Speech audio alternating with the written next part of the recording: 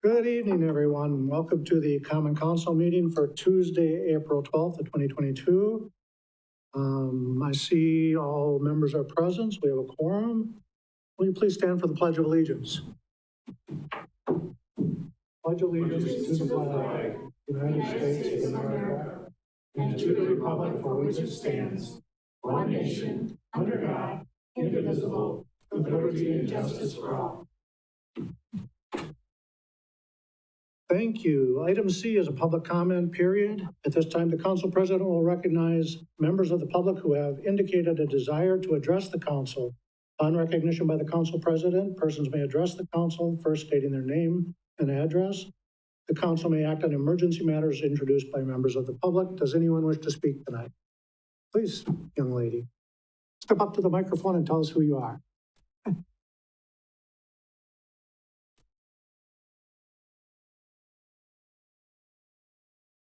Oh, Hello. there you go. Hello, my name is Bailey Bauer. I live at 211451 Gravine Road in Stratford, Wisconsin. So I would like to start with a quote.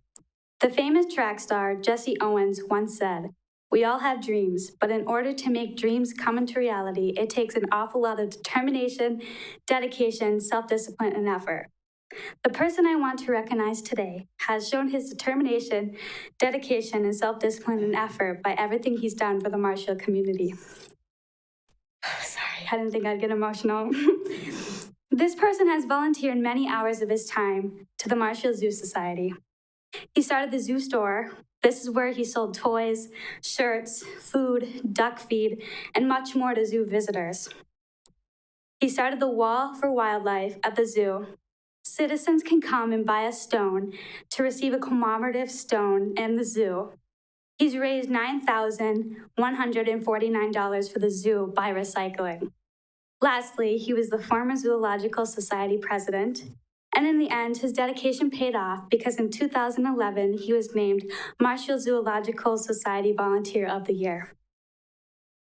This person also volunteers for the Nutrition on Weekends program, also known as the NOW program. He raises money for the NOW program by recycling tin and aluminum cans. He's raised over $13,209 for the NOW program, and he doesn't stop there. On top of raising money, he also makes homemade bookmarks for each child receiving food from the NOW program. To quote Paula Giroux, the former executive director of the NOW program, "He has a big heart for our community, and he has an even bigger heart for the kids. He's made bookmarks for all 370 kids receiving from the NOW program. It's just a personal touch to let the kids know someone in the community is thinking about them." Recently, he has organized a scholarship for a Columbus graduate in memory of the deceased veteran. This scholarship is funded by a yearly brat fry. With this person values veterans and the hard work they have sacrificed, yet he was never a veteran himself. In their honor, he has created and raised thousands of dollars for a veterans wall in Marshfield. This was for unrecognized veterans and here in Marshfield. Finally, this person has dedicated many years to the community on community boards, and he was also a baseball coach for many, many years. To conclude, there's a theme going on in my speech.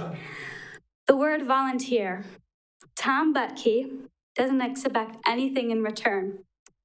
He only cares about the citizens of Marshfield and making Marshfield a better community for everybody. To go back to my quote, it takes an awful lot of determination, dedication, self-discipline, and effort to make dreams and goals come true. Tom has truly shown this throughout the years. On a personal note, Tom Butke is also the best grandpa in the world. Grandpa, on behalf of the Marshfield community, I would like to thank you for your 22 years here on Common Council. Thank you.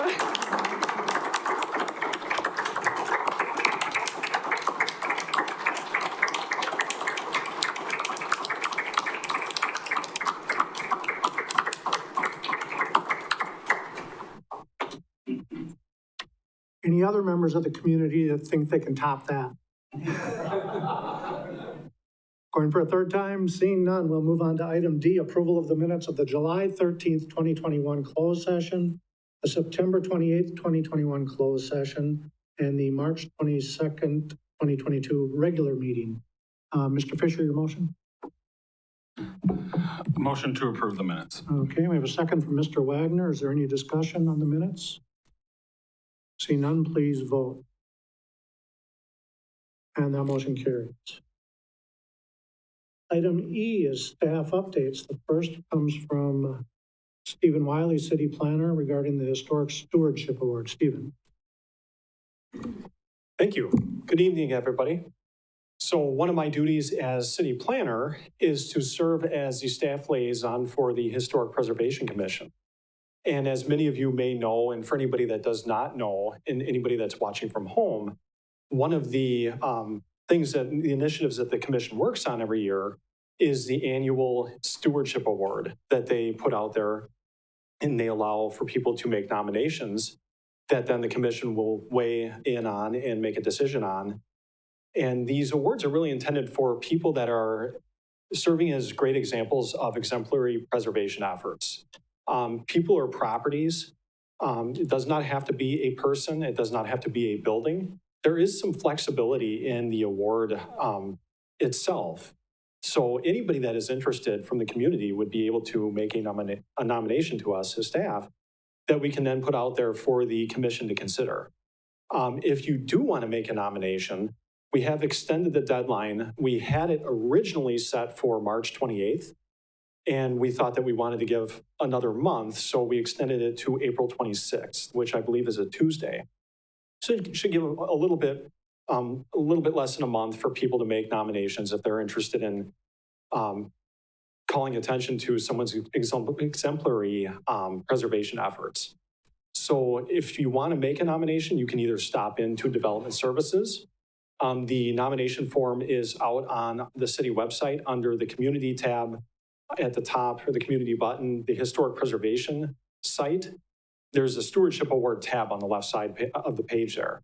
And you can stop into Development Services with the application form, the nomination form, I should say, or you can email me directly. My email is stephen.wiley@ci.marshfield.wi.us. And I'd be happy to assist anybody that's interested in making a nomination also. So that's what I have on that. Okay, thank you, Stephen. Thank you. Item number 2 is a reminder of the council organizational meeting. Steve Barks, the administrator. Thank you. Well, this time of year, we always bring on the new council, and we have what's called an organizational meeting here. It'll be next Tuesday at 6:15 p.m. Or following the Finance, Budget, and Personnel Committee meeting, if that goes on a little bit longer. It's largely a housekeeping meeting, but we bring on the new mayor, we bring on 2 new council members, and we swear in all the people who were just elected on April 5th. There'll be committee appointments of the body here, plus appointments of citizens to various boards, committees, and commissions. So again, that'll be 6:15 next Tuesday here, following finance in this room. Okay, and Steve also has item number 3. Yeah, I'd like to call Tom Butke down to be by here with me. I just want to start by saying that after what you just said, I don't know what anybody else could say. That was amazing, young lady. That was really, really good. You've left me with almost nothing to say at this point, quite frankly, for which I'll always be angry with you. No, just kidding. I'll just add to what your granddaughter said, that I've been here for 11 of the 22 years you served on council. There have been a lot of good things. We just talked really briefly before the meeting about some of the things that you've seen as far as improvements of public facilities, your passion for the parks and the zoo, and just a lot of great things that have happened during that time. I don't think most people watching us right here or seeing this on TV or on the website or wherever have any idea how many hours someone puts into council. They see these meetings on the 2nd and 4th Tuesdays. They may see the committees, maybe they know about Board of Public Works, but they don't see the other committees. They don't see the tireless work behind the scenes that comes normally with this job, much less what you've made it, by the time and energy you've poured into community projects and the things that come along with it. So it is my great privilege. It's been my privilege to work with you for the last 11 years. I want you to know that. And thank you on behalf of staff as well for everything you've done for the community and for the city. But it's my privilege to give you this plaque, so I will just read that. Presented to Tom Butke in recognition of 22 years of service to the city of Marshfield as Alderperson District 9, April 18th, 2000, April 19th, 2022. Well done.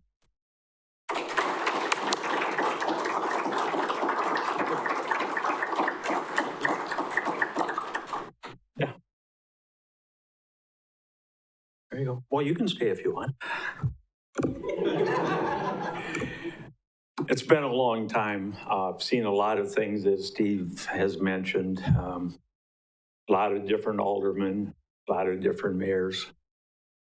First of all, I have to say, Mike O'Reilly is going to do an excellent job in my place.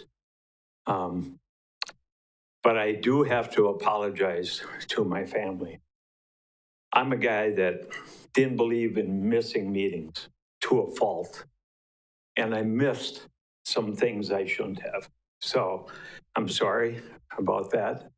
Whether Bailey had a track meet and I got to go, I got a meeting, or my son had a baseball game, I got to get going. And that's good and bad.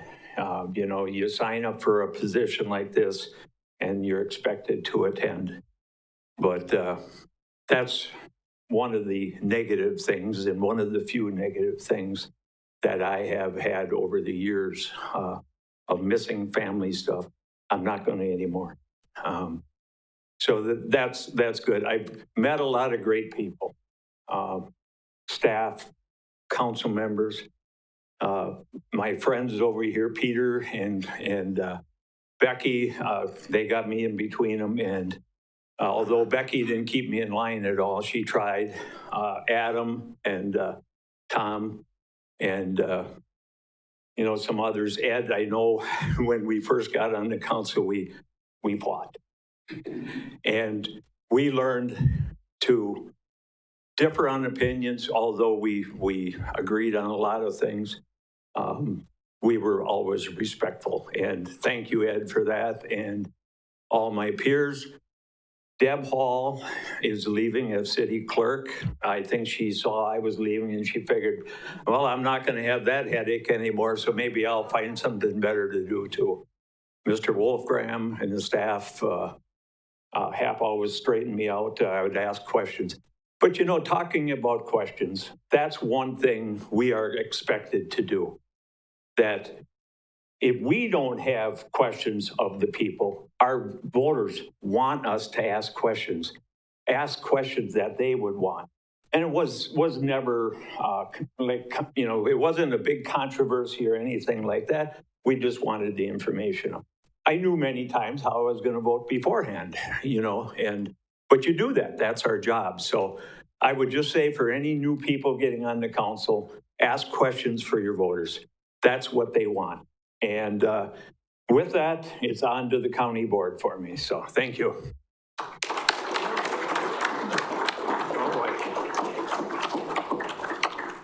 I just want to add that anybody who does what you do in public service is going to miss some of those events that I'm sure you missed, that you weren't there for them. But I think what your granddaughter said so well just tells a lot about how you're seen by your family, and it speaks well of you. So congratulations and great job. Before I hand the microphone over to Nick, I just want to recognize Quentin Rosenditch. I don't want you lost in the shuffle. Obviously, you haven't been here for 22 years. But again, anybody who puts their name in the hat or the hat and ring or whatever it is and gets involved in this and spends the time and effort, and you've been a joy to work with as well. And I just wish you the best. Thanks for being part of this body for these last few years.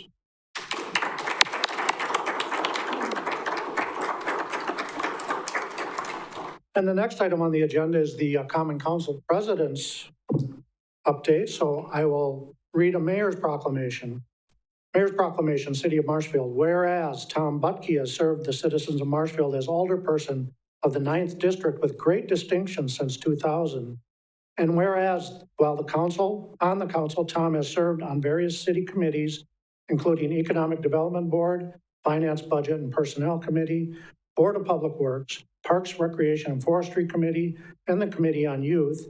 And whereas during his tenure, the city has seen numerous improvements, including the construction of a new fire station and library, community center, the purchase of a new city hall, completion of multiple major street projects, construction of the new Vandahay Waters Aquatic Center, and many upgrades to Wildwood Zoo, including the Kodiak Bear exhibit. And whereas Tom has volunteered hundreds of hours to make Marshfield a better place to live, work, and play, now, therefore, I, Nick Paschal, President of the Marshfield Common Council, do hereby thank and commend Tom Butke for his many years of committed service to the city of Marshfield and I encourage all Marshfield citizens to do the same. In witness hereof, I have set my hand to seal this 12th day of April 2022. Tom, congratulations. Thank you for everything you've done.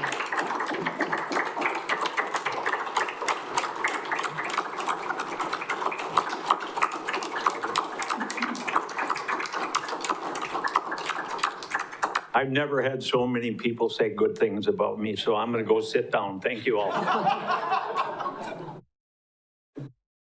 And I do have at least one more comment, or a couple comments.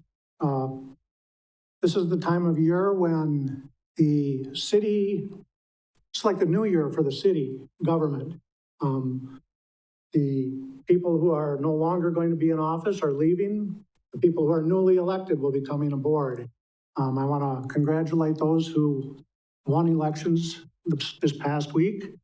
I want to recognize Quentin as well for his service here during what proved to be a rather rough period of time for the city, but he did well.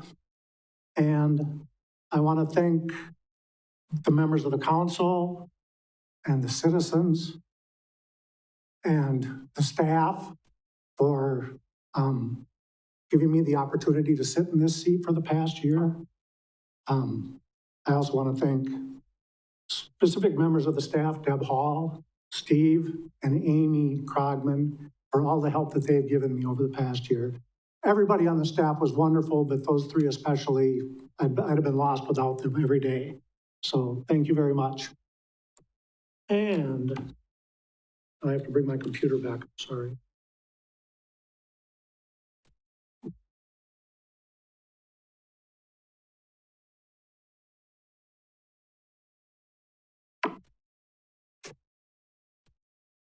Item H on the agenda is reports from commissions, boards, and committees. Any reports? Oh, G, council comments, sorry. Okay. Mr. Wagner. Thank you. There's been a lot of kudos handed out tonight, but one of the things that's important to note, you just mentioned that next week the new council will be seated. This is what is referred to as the lame duck session. But next week the new council will be seated, and we'll hear the committee assignments as Steve mentioned, and we'll also be electing a council president. We couldn't let this minute pass though without thanking Nick for putting himself out there to be council president. Nick, thank you very much. Thank you.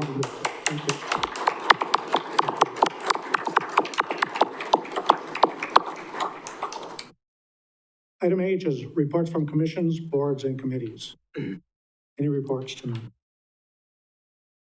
Seeing none, we'll move on to item I, the consent agenda. You have the consent agenda before you. Mr. Fire, your motion? Okay, we have a motion to approve and a second by Mr. Butkey.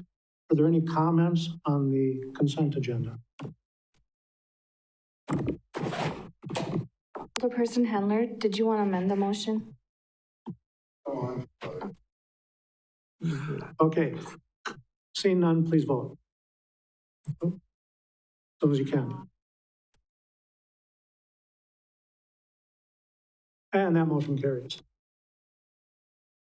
There were no items removed from the consent agenda, so item K is a presentation, the annual stormwater report presented by Tom Turchi, city engineer. Tom. Well, thank you for having me tonight. Every year we have to give this stormwater report and kind of give a talk about how we're making the environment better. This year, there's a little bit added to this report. It's pretty similar to the previous years. So I'll kind of go through some of the terminology for our storm sewer system. The city of Marshfield is required by DNR to be permitted to release our stormwaters to the water of the state. We're a municipal separate stormwater system, an MS4. And so some of the items that we have to deal with are total suspended solids, which is TSS. These are solids that are in the water that can be trapped by a filter. TSS can include a wide variety of materials such as silt, decaying plant and animal matter, industrial waste, sewage, high concentrations of suspended solids, And it can also be problems to health of streams and aquatic life. The other item that we are dealing with is phosphorus. This is an essential nutrient of plant and animal and humans. In water, it exists primarily as orthophosphate or in organic compounds. The parameter we use, and I'll use probably several times in this, is total phosphorus, or TP. This defines the sum of all phosphorus compounds that occur in various forms. And then a total maximum daily load, or TMDL. This is a regulatory term of the U.S. Clean Water Act describing the value of the maximum amount of pollutant a body of water can receive while still meeting water quality standards. So stormwater quality or stormwater management is a specialized area in the field of environmental engineering. It emerged in the later 20th century, and practitioners have used the term BMP, best management practices, to describe both structural and engineered control devices and systems such as retention ponds or to treat stormwater pollution. This graph, which you can't read on here, there's only two numbers I'm going to pull off of here that you actually have to remember. The first one is TSS reduction. The city of Marshfield is at 32.4% per the last study, and we only need to be at 20% at this point. Now, TP reduction, the city is at 31.9% right now. How do we take and remove TSS and TP from our stormwater? One of the easiest ways for us to do that is by retention basins. We have the Walnut Detention Basin that's located just to the west of the hospital clinic campuses. We have the Yellowstone Industrial Park Detention Basin, Fairgrounds Detention Basin, the Vine Avenue Detention Basin, and there's other detention basins throughout the city. There's approximately 98 or 100 different detention basins throughout the city. With the TMDL, the amount of pollutant that can be discharged to a water main way and still meet those water quality standards, the Wisconsin River Basin has an excess of a nutrient called phosphorus. Current conditions in the Wisconsin River do not meet water quality standards due to excess pollutant loads, meaning they're not suitable for their designated uses, such as fishing, wildlife, habitat, and recreational activities. And these photos that are on this map are of Petenwell, and it's the algae bloom that they see typically around August in this lake. So the total maximum daily load in the Wisconsin River watershed is phosphorus. The Wisconsin River TMDL covers 9,156 square miles, 15% of the state of Wisconsin. It's a regulated, the point sources such as MS4s and regulated municipalities make up only 14% of the overall watershed.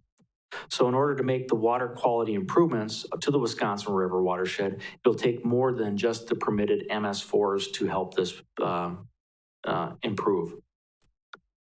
So in the city of Marshfield, our water goes to three different watersheds. We're at the top of all three of these. So the Yellow River watershed, the Eau Plaine watershed, and the Mill Creek watershed. So the Mill Creek and Yellow River watershed are on the lower portion of the Wisconsin River watershed, and the mid portion, or the Eau Plaine flowage area, is on the north side of the city. So on the Mill Creek watershed, we are at the top of the watershed in the area that's circled. And we are, the permitted MS4s in this watershed account for 6.9% of the pollutant loadings.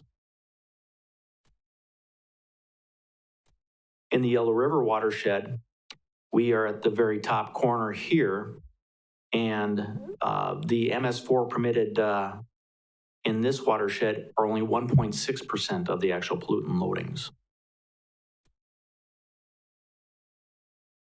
And then the Little Eau Plaine watershed, the MS4s are only 2.2% of the overall loadings. And in all three of these different watersheds that we release stormwater to, the major loading factor is dairy industry. So where do we stand today? The Wisconsin River TMDL was approved in April of 2019. The city of Marshfield was a recipient of a urban non-point source stormwater grant in the amount of $49,970. It was a 50-50 cost share to complete a new stormwater management plan, TMDL analysis, and recommendations. Work on this plan is underway and will be completed yet this year. The timelines for the EPA's approval of the TMDL is we have 5 years for the modeling and planning, and then 15 years plus to start implementation of the plan. It will take a variety of different practices to meet the TP removal requirements set by the TMDL. These will include water quality trading, construction of new best management practices, and other to be determined techniques, which will come with an inherent cost to our taxpayers. To meet the intensified TMDL reduction standards, the city will have to spend tax dollars, thus increasing the financial burden for the city given our statutory limits on budgets. So in this presentation, I have the 3 different reaches for the city of Marshfield. And basically, the DNR has a kind of a matrix for what it would cost to reduce the phosphorus levels to the levels that they have. And it's between $1,400 per pound to $3,800 per pound, which means that the city is probably going to see a cost of somewhere between $3.8 million and $10.4 million to achieve the goals set forth by this TMDL. If you take a look at the reduction requirements, right now the city of Marshfield is at 31.9%. We are going to be having to reach 80+% reduction for the city of Marshfield. So the city of Marshfield also has requirements in our stormwater report to do education and work with other communities. So we actually partner with the cities of Baraboo, Merrill, Mosinee, Schofield, Stevens Point, Wausau, Wisconsin Rapids, and the villages of Cronerweather, Rothschild, and Weston, and the town of Rib Mountain. And we do our education and other missions statements together as a group. 2021 activities by our group. We were involved in rain gardens in several different locations. We have our rubber ducky commercial, which was shown on WAOW and WSAW for Earth Day. And we'll see if it'll actually play here.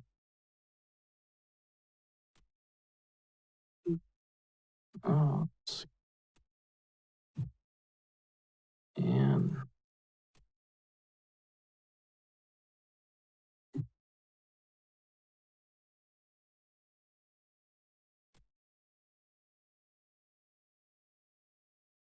with MailChimp, you can design beautiful marketing assets in no time at all, thanks to MailChimp's AI-powered creative assistant.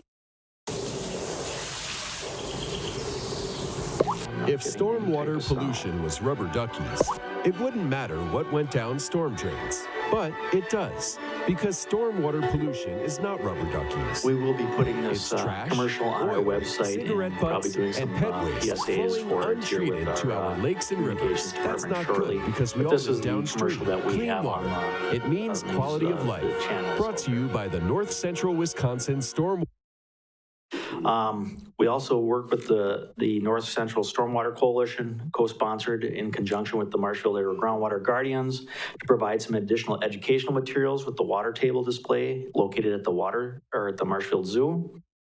We also work to provide some salt reduction workshops and some sediment and erosion control workshops. So you heard me talk about salt reduction workshops, and that's really not part of our TMDL at this time, but it's something that I foresee that will also be coming forth with the DNR here. The city of Marshfield last year used 3,006 tons of salt and 59,697 gallons of brine on our streets as part of snow removal operations in 2021. This was an increase of about 45% in salt tonnage and 6% in brine gallons over the 2021 season. Please note that there's quite a variation snowfall events. So the 2021 snowfall was 22.1 inches versus 4.7 inches in 2020, and that was a 78% increase over the 2020 snowfall. In 2021, the Wisconsin DNR took samples of Squaw Creek and upstream at 2 locations for salt in our stormwater runoff. The Wisconsin DNR chloride sampling, they use 375 milligrams per liter as an actionable item for the average data of collection of salt samples. At 421 milligrams per liter is considered an actionable item for acute single sample collected data. So I don't have the actual date that they collected this data. I just found this on their website, but they collected 1 sample on Squaw Creek at North Galvin Avenue. That day they sampled it. It was 943 milligrams per liter. Then they took 2 samples upstream of our Walnut Detention Basin on the creeks that come downstream of the Marshfield Clinic campuses. The 2 sites, one had 4,200 milligrams per liter, and the other one had 1,200 milligrams per liter. So those are well above the actionable items for acute samples. So I just wanted to kind of inform you of the salt and what we're trying to look at as a group, as our stormwater group, to try to help reduce salt that is entering our lakes and rivers, along with the TMDL. So our annual report can be found at the following link or on the Engineering Division webpage. So are there any questions? Any questions for Tom? Mr. Wagner? Yeah, thank you. If I understand it correctly, as far as the removal of cleaning up the water from the watershed, we've got, what, 5 years to do the plan and then another 15 years to implement it? 15 plus. 15 plus. Yeah. So the $10 million would be spread over, in worst case scenario, is spread over 20 years, which I wish you had said, so I didn't have my heart. Yeah. Yes. Yes. But we are looking at ways that we can try to achieve those for less dollars. I've come up with several ideas that we've thrown at our consultant that's doing the master plan, and we're trying to see if some of those could maybe be moved forward at the DNR level. Any other questions for Tom? Thanks, Tom. All right, thank you. Item L is the first reading of ordinance number 1473, which is changes to section 16 of the plumbing code, presented by Brian Dillinger, Plumbing Inspector. Brian. Thank you, Mr. President, council members. Just to give you a little background of the existing chapter 16 of the municipal plumbing code. The original code was adopted in 1982. And since then, there have been a few minor updates throughout the years. The agencies at the state level that oversee the state plumbing code have changed names a couple of times since then, along with code chapter numbers. We did a minor update in April of 2020 to fix some small things like spelling, grammar, also added some hyperlinks to the state code section. In late 2020 and early 2021, the municipal building code, chapter 15, was rewritten and adopted. To keep consistency with how chapter 15 was organized, I started working on an update to reorganize the existing plumbing code. Normally, there would have been a red line version for your reference, but in this case, it started to get pretty messy and confusing with all the changes and reorganizations. So we decided that it would be best to start from scratch and reorganize the whole code. You should have a copy in your packet of both the existing chapter 16 and the proposed new updated chapter 16. To give a brief analysis of the proposed code, the first article is what most aligns with chapter 15 as far as the administration section. The second and third articles are more in-depth sections of what the city would require for sewer and water work. Some of the more significant changes to these sections are, one, the removal of some engineering drawings that were added with the last code update. So by removing them, any changes that were made to them would require a code and ordinance update again, every time that something changes. So these drawings are engineering specs that can change at any given year, so we thought it would be best to just reference them instead of codify them. Number 2 would be address to lead and galvanized water services. As of now, there is no requirement to replace these services, but in the new code, they are addressed to some extent. You can view this in section 16-18, paragraph 8 of the new code. Third, I clarified repair replacement policy and requirements for sewer and water services. This section also covers who is responsible for the repair replacement of said service. I have the you break it, you fix it policy. So anybody who's digging, damages something, you break it, fix it. Fourthly, we hyperlinked a lot of the code sections with the state plumbing code and required forms from the state statutes and code sections. Article 4 is referring to wells. It's pretty much stayed the same, just kind of reorganized, and the required DNR forms for having private wells are added and are also hyperlinked. So at this time, there is no recommended action, as this is the first reading of the proposed ordinance 1473. So thank you, and I am open for any questions. Any questions tonight for Brian? I don't see any, Brian, so I guess we'll see you in 2 weeks. Okay, thank you. Item M is a response to a question from Councilmember Tom Butke on Marshfield Utilities' request for items on the city's ARPA funding list, presented by Nick Cum, Marshfield Utilities General Manager. Nick. Thank you. I don't know, I'm a little worried now. Tom brought the big guns up there, so. I see that. So first, I just want to say thank you to Tom and Quentin both for your service and also your support of the utility. It's very much appreciated. I'm going to cover 3 different quick areas. One, I'll talk a little bit about ARPA funds. Then I'll talk about a little DNR grant, and then finally I'll talk about curb stops. So just on the ARPA funds that you guys looked at in the last couple of meetings, Steve asked me to join the city staff that developed that potential list that's used for funding. I asked as part of that process for the non-residential private side lead services to be added to that list, as there's currently no funding for it. However, as we were getting through the process, and as many of you know, the infrastructure bill that's coming down from the federal government may provide a means to help support those customers. So those would be basically your business, if you will. And currently we have 29 non-residential private side lead services.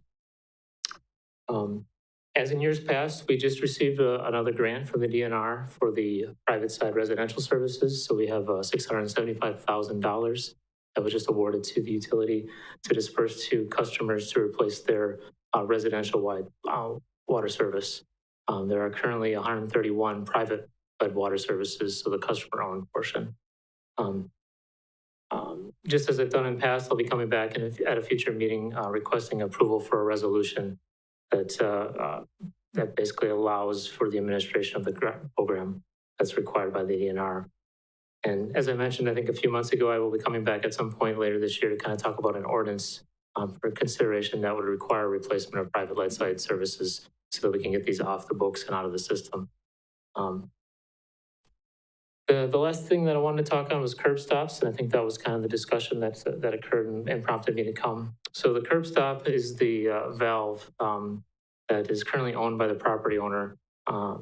It's usually located on the private property, and it marks the location where the utility water service ends, if you will, and where the property owner water service begins. Across the state of Wisconsin, there are different ownership structures for water services and the curb stop. There are a few utilities where the property owner owns the entire water service. So they own not only the public side, the private, they own the whole thing. And that would be similar to, I believe, how the sanitary lateral is set up here in the city. The remainder of the utilities have the curb stop being the location where ownership changes. A majority of the utilities have it where they own the curb stop.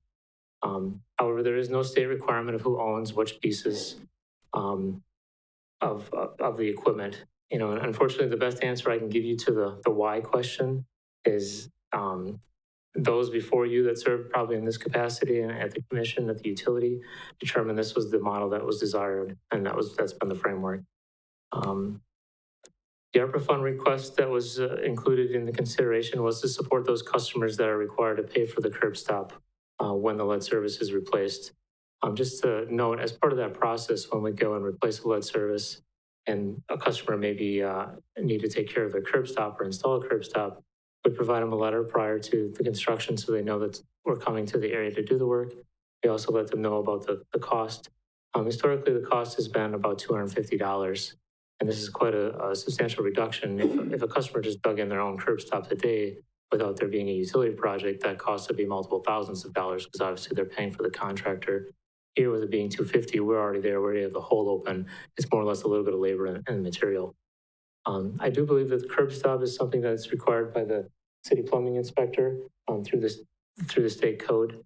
I guess my last comment on, if there was a decision or a thought about changing the ownership model, I think that for the curb stop, ultimately what it would cause is that the existing customers that have paid for their own in the past now would be paying a portion of everyone's going forward.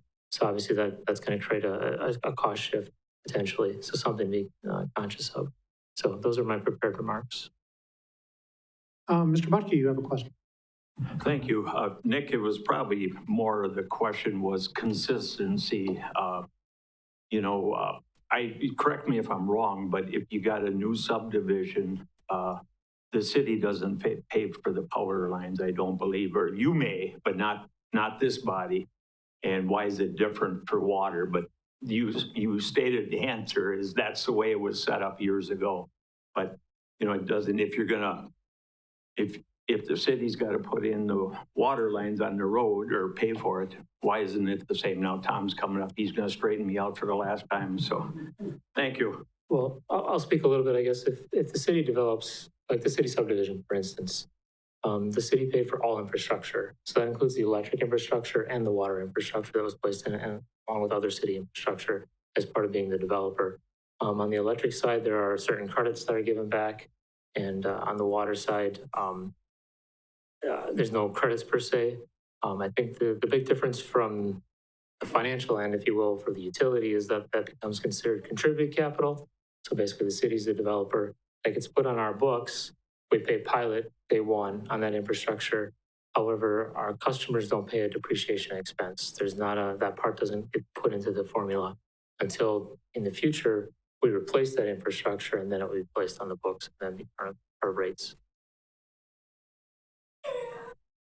Mr. Fire. Got a request up here. Okay, is there anyone else with questions or comments? Thanks, Nick. I will mention our building project is going well. I apologize for the lack of updates. It's been pretty hectic right now, but we're hoping if fingers crossed, we get through an elevator inspection later this week, we could see occupancy on the office very, very soon. Great. Thank you. Thank you. Item N is suggested items for future agendas. Anyone have something they want brought up later? Seeing none, Mr. Butke, would you honor us with a motion to adjourn? Second, Mr. Rosendich, Ms. Spiros, whoever. We have a motion and a second, please vote.